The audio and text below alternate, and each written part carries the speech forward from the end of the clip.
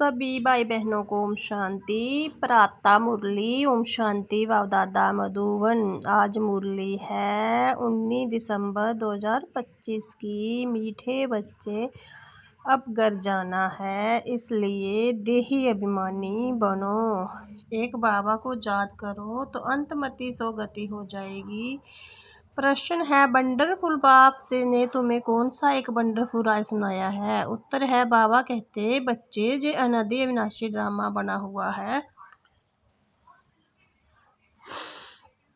उसमें हर एक का पार्ट ढूंढा हुआ है, कुछ भी होता है नथिंग न्यू। बाबा कहते बच्चे इसमें मेरी भी कोई बड़ाई नहीं, मैं भी ड्रामा के बंधन में हूँ। वाह वंडरफुल राज सुनाकर जैसे अपना पार्ट कोई महत्व नहीं देते। आखिर वह दिन आया आज। ओम शांति। मीठे मीठे रूहानी बच्चे जो गीत गा रहे हैं, बच्चे समझते हैं कि कल बाद फिर से हमको धनवान हेल्दी और वेल्दी बनाने, पवित्रता सुख शांति का वर्षा देने बाबा आते हैं।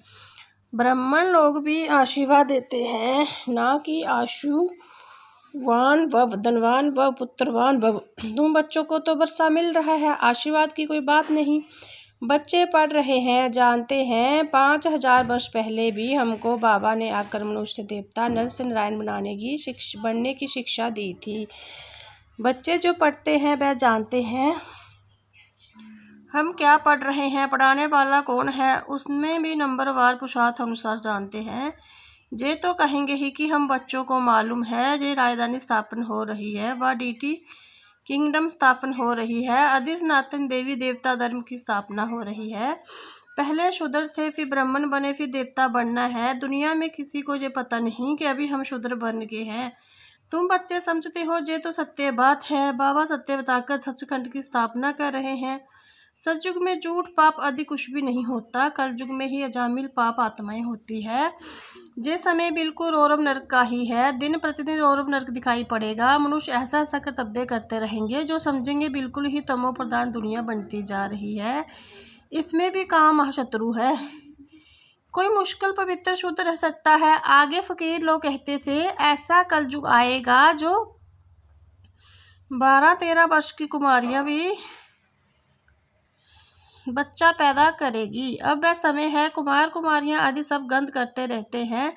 जब बिल्कुल ही तमो प्रधान बन जाते हैं तो बाबा कहते मैं आता हूँ, मेरी भी ड्रामा में पार्ट है, मैं भी ड्रामा के बंधन में बंधा हुआ हूँ। तुम बच्चों के लिए कोई नई बात नहीं है, बाबा समझाते ही ऐसा है, चक्कर लगाया नाटक पूरा होता है। अब बाबा को याद करो तो तुम सतो प्रधान दुनिया के मालिक बन जाओगे। कितना साधारण रीति समझाते हैं। बाबा कोई अपना पाठ का इतना महत्व नहीं देते, ये तो मेरा पाठ है, नई बात नहीं। हर 5000 वर्ष बाद मुझे आना पड़ता है, ड्रामा में मैं बंदेमान हूँ। आकर तुम बच्चों को बहु सहजाद की यात्रा बताता हूँ। अंतमति सो गति वह इस समय के लिए गाया गया है।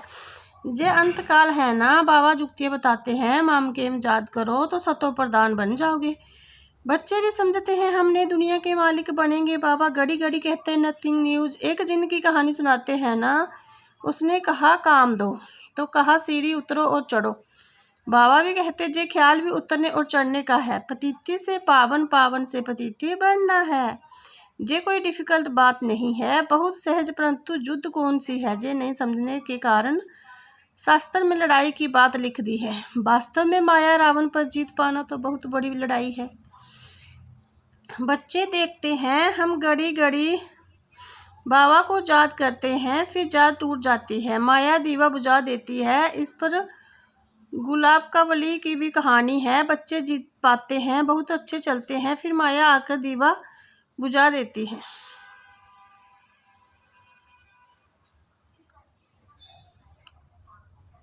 बच्चे भी कहते बाबा माया के तूफान तो बहुत आते हैं। तूफान भी अनेक प्रकार के बच्चों के पास आते हैं। कभी कभी तो ऐसा तूफान जोर से आता है जो 8-10 वर्ष के पुराने अच्छे अच्छे झाड़ भी गिर पड़ते हैं। बच्चे जानते हैं, बर्न भी करते हैं, अच्छे अच्छे माला के दाने थे, आज है ही नहीं। ये भी मिसाल है, गज का ग्रहण ने खाया, ये है माया का तूफान। बाबा कहते इन 5 विकारों से संभाल रखते हो, याद में रहेंगे तो मजबूत हो जाएंगे। देहमानी बनो, जो शिक्षा बाबा की एक ही बार मिलती है, ऐसी कभी और कोई कहेंगे नहीं कि तुम आत्मज्ञानी बनो। सतयुग में भी ऐसा नहीं कहेंगे, नाम रूप देश काल सब याद रहती है ना। इस समय तुमको समझाता हूँ, अब वापिस घर जाना है। तुम पहले सतो प्रधान थे, सतो रजो तमो में तुमने पूरे 84 जन्म दिए हैं। इसमें भी नंबरबाज ब्रह्मा है, औरों के लिए 83 जन्म भी है, इनके लिए पूरे 84 जन्म है। जे पहले पहले श्री नारायण थे, इनके लिए कहते गोया सबके लिए समझाते। बहुत जन्मों के अंत में ज्ञान लेकर फिर जे नारायण बनते हैं। जाड़ में भी दिखाया है ना, जहाँ श्री नारायण और पिछाड़ी में ब्रह्मा खड़ा है, नीचे राज जो सीख रहे हैं। प्रजापिता को कभी परम पिता नहीं कहेंगे, परम पिता एक को कहा जाता है। प्रजापिता फिर इनको कहा जाता है। जे देहधारी है वह विदेही विचित्र है, लौकिक बाप को भी कहेंगे, इनको प्रजापिता कहेंगे। वह परम पिता तो परमधाम में रहते हैं, प्रजापिता ब्रह्मा परमधाम में नहीं कहेंगे। वह तो जहाँ साकारी दुनिया में हो, सूक्ष्म वतन में भी नहीं है, प्रजा तो है ही स्थूल वतन में। प्रजापिता को भगवान नहीं कहा जाता, भगवान को कोई शरीर का नाम नहीं, मनुष्य तन जिस पर नाम पड़ते हैं उनसे जो न्यारा है।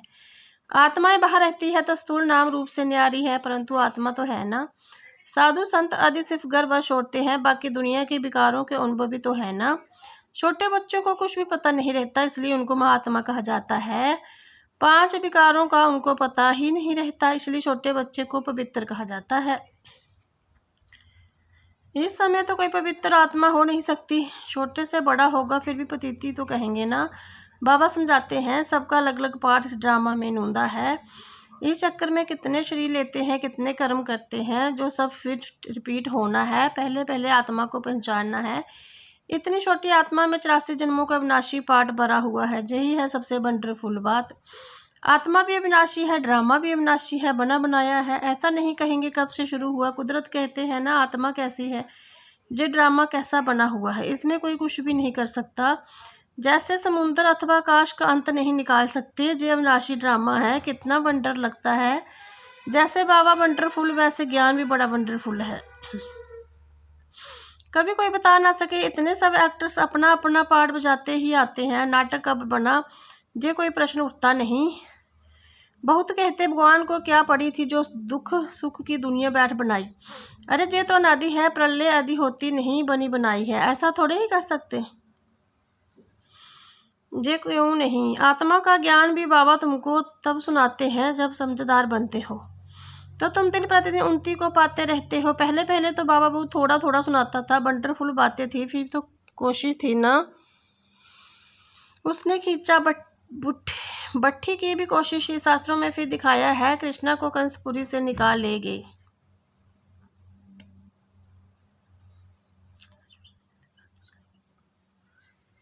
अब तुम जानते हो कैसे, आदि तो वहाँ होती ही नहीं। गीता भागवत महाभारत का जो कनेक्शन रखते हैं तो कुछ भी नहीं समझते। दशहरा आदि तो परंपरा से चला आता है। रावण क्या चीज़ है जो कोई नहीं जानते। जो भी देवी देवता था वह नीचे उतरते उतरते पतिती बन गए हैं। रड्डियाँ भी वह मारते हैं, जो जास्ती पतिती बने, इसलिए पुकारते भी है पतिती पावन। ये सब बातें बाबा ही बैर समझाते हैं। सृष्टि चक्र का आदि मध्य अंत को और कोई नहीं जानते। तुम जानने से चक्रवर्ती राजा बन जाते हो। त्रिमूर्ति में लिखा हुआ है, जे तुम्हारा ईश्वरीय जन्म सिद्ध अधिकार है। ब्रह्मा द्वारा स्थापना, शंकर द्वारा विनाश, विष्णु द्वारा पालना। विनाश भी जरूर होना है। नई दुनिया में बहुत थोड़े होते हैं, अभी तो अनेक धर्म है, समझते हैं एक आदि सनातन देवी देवता धर्म है, नहीं फिर जरूर वह एक धर्म चाहिए। महाभारत भी गीता में संबंध रखती है, जो चक्कर फिरता रहता है, एक सेकंड भी बंद नहीं हो सकता। जिसमें पेट भरा हुआ होता है वह गंभीर रहते हैं। अंदर में समझते हो हमने कितनी बार राय ली थी, कल की ही बात है, कल ही देवी देवता थे, फिर चक्कर लगाए, आज हम पतिती बने हैं, फिर हम जोग बल से विश्व की बादशाही लेते हैं। बाबा कहते हैं कलब कलब तुम ही बादशाही लेते हो, जरा भी फर्क नहीं पड़ सकता। राई में कोई कम कोई ऊंच बनेंगे, जो पुरुषार्थ से ही ऊंचा होता है। तुम जानते हो पहले हम बंदर से भी बदतर थे, अब बाबा मंदिर लायक बना रहे हैं। जो अच्छे अच्छे बच्चे हैं उनकी आत्मा रियलाइज़ करती है, बरोबर हम तो कोई काम के नहीं थे, अभी हम बर्थ पाउंड बन रहे हैं। कल कल बाबा हमको पैनी से पाउंड बनाते हैं, कल पहले वाले ही इन बातों को अच्छी रीति समझेंगे। तुम भी प्रदर्शनी आदि करते हो, नथिंग न्यूज़, इन द्वारा ही तुम अमरपुरी की स्थापना कर रहे हो। भक्ति मार्ग में देवियों आदि के कितने मंदिर है, ये सब है पूंजीपने की सामग्री। पूंजीपने की सामग्री कुछ भी नहीं, बाबा कहते दिन प्रतिदिन तुमको ग्रह पॉइंट समझाते रहते हैं। आगे की 1.5 पॉइंट तुम्हारे पास रखी है, वह अभी क्या करेगी? ऐसे ही पड़ी रहती है। प्रेजेंट तो बाप दादा नई नई पॉइंट समझाते रहते हैं। आत्मा इतनी छोटी बिंदी है, इनमें सारा पार्ट भरा हुआ है। ये पॉइंट कोई आगे वाली कापियों में थोड़ी होगी।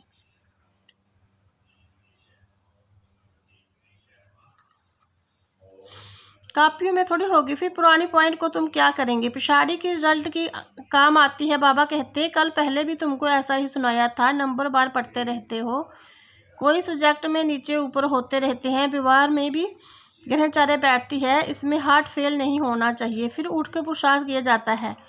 मनुष्य दिवाला निकालते हैं, फिर धंधा आदि पर बहुत धनवान बन जाते हैं। जहाँ भी कोई विकार में गिर पड़ते हैं, फिर भी बाबा कहेंगे अच्छी रीति पुरुषार्थ कर ऊंच पद पाएंगे। फिर से चढ़ना शुरू करना चाहिए। बाबा कहते गिरे हो फिर चढ़ो। ऐसे बहुत है, गिरते हैं तो फिर चढ़ने की कोशिश करते हैं, बाबा मना थोड़ी करेंगे। बाबा जानते हैं ऐसे भी बहुत आएंगे। बाबा कहेंगे पुरुषार्थ करो, फिर भी कुछ ना कुछ मददगार तो बन जाएंगे ना। ड्रामा प्लान अनुसार ही कहेंगे। बाबा कहते अच्छा बच्चे, अब तो तृप्त हुए, बहुत गोते खाए, अब फिर से पुरुषार्थ करो। बेहद के बाप तो ऐसा कहेंगे ना। बाबा के पास कितने आते हैं मिलने, कहता हूँ बेहद के बाप का कहना नहीं मानेंगे, पवित्र नहीं बनेंगे। बाप आत्मा समझो, आत्मा को कहते हैं तो तीर जरूर लगेगा। समझो स्त्री को तीर लग जाता है तो कहेंगे हम तो प्रतिज्ञा करते हैं।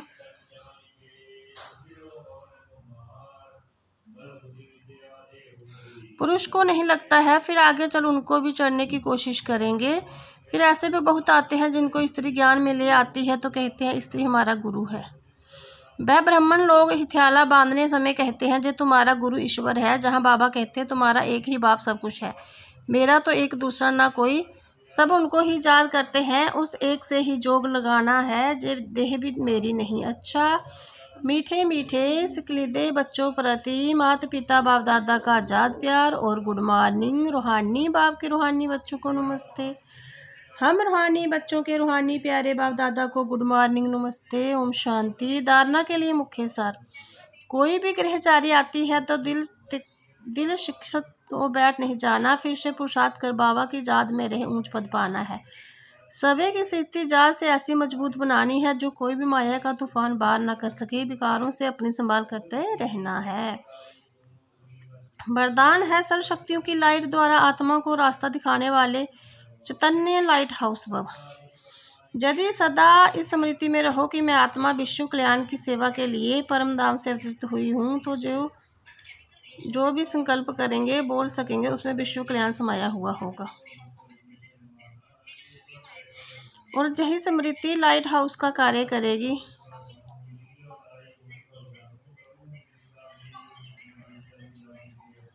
जैसे उस लाइट हाउस से एक रंग की लाइट निकलती है, ऐसे आप चैतन्य लाइट हाउस द्वारा सर्व शक्तियों की लाइट आत्मा को हर कदम में रास्ता दिखाने का कार्य करती रही।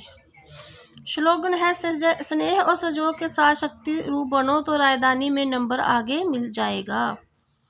क्या है स्लोगन? स्नेह और सहयोग के साथ शक्ति रूप बनो तो राजधानी में नंबर आगे मिल जाएगा।